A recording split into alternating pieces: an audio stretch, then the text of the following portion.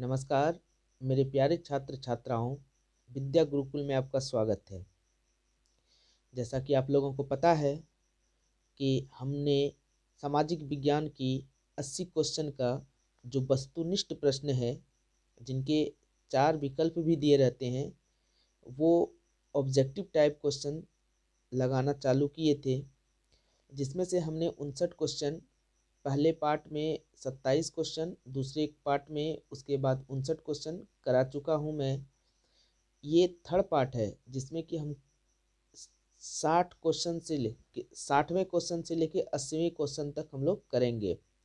तो चलिए, आप लोगों की परीक्षा बहुत नज़दीक है। आप लोग इस सीरीज को देखते रहें, जिससे आपको फ़ायदा होने वाला है, क्योंकि हम वही क्वेश्चन आप लोगों के समक्ष लेके आ रहे हैं जो आपके एग्ज़ाम में बार बार पूछे जा रहे हैं और आपके एग्ज़ाम के पॉइंट ऑफ व्यू से इम्पोर्टेंट है। तो ज़्यादा बात नहीं करते हुए चलिए हम अपने अगले क्वेश्चन की ओर बढ़ते हैं। देखिए, 60वां नंबर क्वेश्चन क्या कह रहा है, भारत का सबसे बड़ा खनिज तेल उत्पादक क्षेत्र कौन सा है।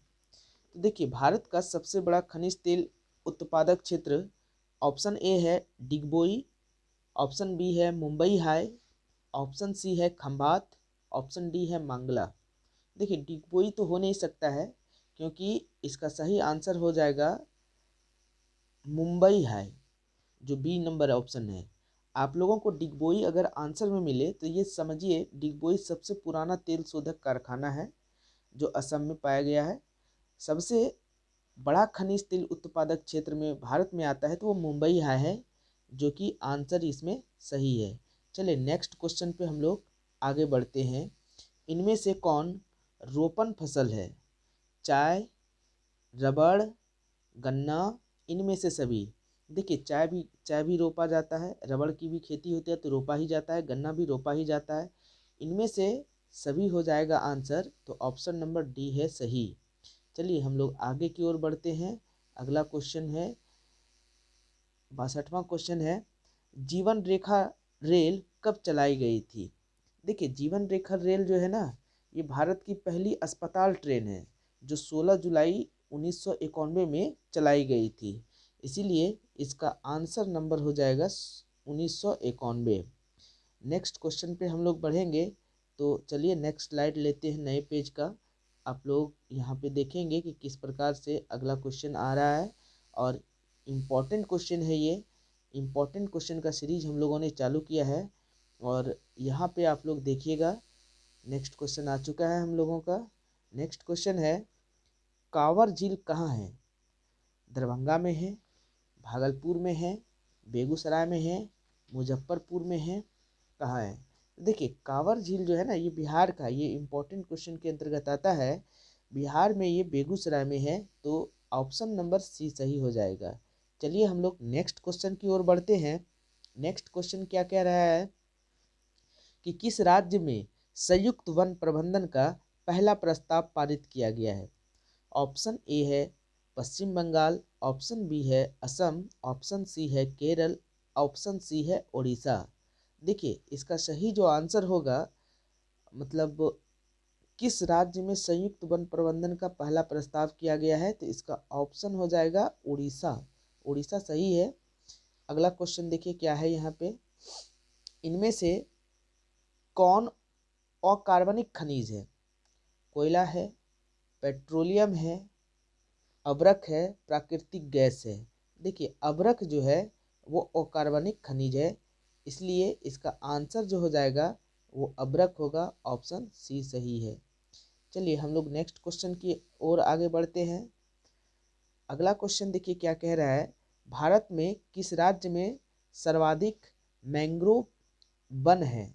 मैंग्रोव वन की अगर हम बात करें, तो जैसा आप लोगों को पता है कि ये मैंग्रोव वन जो है पाया जो जाता है, वो पाया जाता है समुद्री किनारे में, समुद्र के किनारे में। तो इसका ऑप्शन पे हम लोग चलते हैं। नेक्स्ट पेज पे देखिए इसका ऑप्शन दिया है। ऑप्शन में देखिए क्या दिया है, गुजरात ए नंबर में, बी नंबर में पश्चिम बंगाल, सी नंबर में उड़ीसा, और डी नंबर में केरल। क्वेश्चन क्या था आप लोगों को फिर से एक बार बता रहे हैं। भारत में किस राज्य में सर्वाधिक मैंग्रोव वन पाया जाता है? तो इसका आंसर हो जाएगा बी, पश्चिम बंगाल। ये देखिए, ये सारे जो पश्चिम बंगाल है यहाँ पे सुंदर वन पाया जा रहा है, इसी कारण से यहाँ पे मैंग्रोव जो है वो वन पाया जाता है। आगे देखिए क्वेश्चन क्या कह रहा है, हम लोग नेक्स्ट क्वेश्चन की ओर बढ़ रहे हैं। 67वां नंबर क्वेश्चन कह रहा है, कौन कोयला घटिया किस्म का है? यानी कि कौन सा कोयला घटिया किस्म का है? पहला एंथ्रेसाइट, बी बिटुमिनस, सी लिग्नाइट, डी पीट। तो इसका सही आंसर हो जाएगा पीट। देखिए, कार्बन की प्रतिशत की मात्रा के आधार पे हम लोग किसी कोयले को अच्छे या घटिया कहा जा सकता है। तो चलिए 68 नंबर क्वेश्चन क्या कहा जाता है, क्या कह रहा है उसको देखते हैं। भारत में चाय की कृषि कहाँ शुरुआत हुई थी? भारत में चाय की कृषि कहाँ शुरू हुई थी? देखिए, ऑप्शन ए कह रहा है सिक्किम में, ऑप्शन बी कह रहा है तमिलनाडु, ऑप्शन सी कह रहा है असम, ऑप्शन सी कह रहा है, डी कह रहा है केरल। तो इसका सही आंसर जो है वो असम हो जाएगा, क्योंकि चाय की कृषि की जो शुरुआत है सर्वप्रथम असम में की गई थी। अगला क्वेश्चन क्या है, 69 नंबर क्वेश्चन कह रहा है, पायराइट किस प्रकार का खनिज है? ये धात्विक है, अधात्विक है, परमाणु है, या इनमें से कोई नहीं? देखिए, पैराइट की बात करें तो पैराइट एक अधात्विक खनिज है, यहाँ पे आप लोग टिक कर लेंगे बी नंबर में। नेक्स्ट क्वेश्चन की ओर हम लोग चलते हैं। नेक्स्ट क्वेश्चन देखिए अगले पेज पे आएगा। ऑप्शन देखिए कुछ इंग्लिश हिंदी दोनों में रहता है, आप लोग को जिसमें समझ में आए आप लोग उसमें देख सकते हैं। देखिए 70वां नंबर क्वेश्चन करने जा रहे हैं, भारत का पहला परमाणु शक्ति संयंत्र कौन सा है? तारापुर है, कलपक्कम है, नरोरा है, कैगा है। देखिए, भारत का जो पहला परमाणु शक्ति संयंत्र है थर्मल पावर, वो तारापुर हो जाएगा। ये आंसर सही है, ए नंबर। अगला क्वेश्चन है, कोडरामा का संबंध किस खनिज से है? सॉरी, कोडरामा का संबंध किस खनिज से है? देखिए, ऑप्शन कह रहा है ए अब्रक, बी तांबा, सी सोना, डी लौह अयस्क। तो 71 नंबर का जो क्वेश्चन का आंसर हो जाएगा वो हो जाएगा अब्रक। कोडरामा का संबंध अब्रक खनिज से है। देखिए 72 नंबर क्या कह रहा है, किस देश ने ओपेक OPEC की सदस्यता त्याग दी है? तो ऑप्शन है सऊदी अरब, ऑप्शन है दूसरा बी नंबर ईरान, सी है इराक, और चौथा है कतर। तो यहाँ पे इसका आंसर जो हो जाएगा वो है कतर, क्योंकि कतर ने ही ओपेक की सदस्यता त्याग दी थी। अगला क्वेश्चन क्या कह रहा है, इनमें से कौन जूट का अग्रणी उत्पादक है? देखिए, जूट का जो अग्रणी उत्पादक है ये आपके देश के ऊपर निर्भर करेगा। जैसे आपके ऑप्शन के ऊपर हम लोग चलते हैं, ऑप्शन में देखिए क्या दिया है, उसके आधार पे ही हम लोग करेंगे। तो नेक्स्ट पेज पे हम लोग ऑप्शन की ओर चलते हैं। नेक्स्ट पेज पे देखिए ऑप्शन, 4 ऑप्शन आप लोगों के पास मिल गया, भारत, चीन, बांग्लादेश और श्रीलंका। तो जूट का जो सर्वाधिक उत्पादन जो है वो भारत में होता है। ऑप्शन नंबर ए सही है। तो अगला क्वेश्चन क्या है, यहाँ पे देखिए, अस्वान बांध किस नदी से संबंधित है? अस्वान बांध किस नदी से संबंधित है? तो ये हो जाएगा गंगा पे, ब्रह्मपुत्र पे, नील पे या अमेजन पे। तो अस्वान बांध जो है ये नील नदी पे संबंधित है, तो इसका ये आंसर सही हो जाएगा। देखिए 75वां नंबर क्वेश्चन क्या कह रहा है, यहाँ पे इसको देखते हैं हम लोग और आगे बढ़ते हैं। इनमें से कौन प्राकृतिक आपदा नहीं है? देखिए, सुनामी प्राकृतिक आपदा है, बाढ़ प्राकृतिक आपदा है, भूकंप प्राकृतिक आपदा है, लेकिन ये आतंकवाद जो है ना ये प्राकृतिक आपदा नहीं है, ये मानव जनित आपदा है। तो आंसर हो जाएगा इसका डी नंबर। ये कई बार क्वेश्चन आ चुका है प्रीवियस ईयर में, जब आप लोग देखिएगा प्रीवियस ईयर का क्वेश्चन तो उसमें ये सब मिल जाएगा। 76 नंबर क्वेश्चन क्या कह रहा है, इसको देखते हैं। विनाशकारी भूकंप से बिहार किस वर्ष प्रभावित हुआ था, यानी कि अपने बिहार में जो है किस वर्ष जो है भूकंप आया था वो बताना है। देखिए 1920 में, 1966 में, 2004 में या 1934 में। इसका सही आंसर हो जाएगा 1934 में। विनाशकारी भूकंप से बिहार 1934 में प्रभावित हुआ था। चलिए अगला क्वेश्चन लेते हैं, नेक्स्ट पेज पे होगा। नेक्स्ट स्लाइड से हम लोग अगले पेज पे जाते हैं और अगला क्वेश्चन हम लोग देखेंगे क्या है। देखिए 77वां जो क्वेश्चन कह रहा है, क्या कह रहा है, बाढ़ के समय कौन स्थान सुरक्षित है या कौन सा स्थान सुरक्षित है, ऐसा भी पूछा जा सकता है। ऑप्शन है ऊंची भूमि, बी बाढ़ मैदान, सी डेल्टा, डी इनमें से कोई नहीं। तो देखिए बाढ़ के समय ये बहुत ही आसान क्वेश्चन है, सभी लोगों को ऊंची भूमि पर जाना चाहिए, तो ऑप्शन ए इसका सही हो जाएगा। नेक्स्ट क्वेश्चन की ओर हम लोग बढ़ते हैं।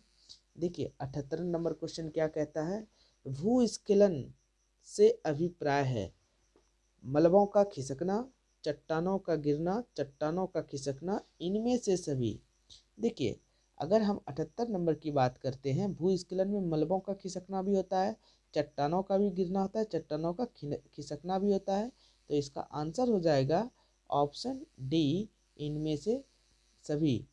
देखिए 79 नंबर क्या कहता है, आकस्मिक प्रबंधन का प्रमुख घटक है ए स्थानीय प्रशासन, बी स्वयं सेवी संगठन, सी स्थानीय लोग, इनमें से कोई नहीं।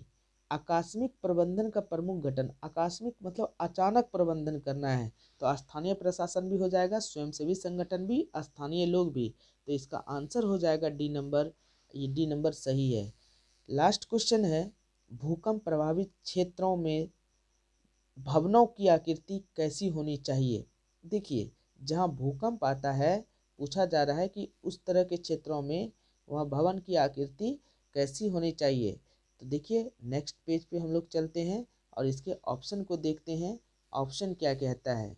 इसके ऑप्शन से ही हम लोग आगे की ओर बढ़ेंगे।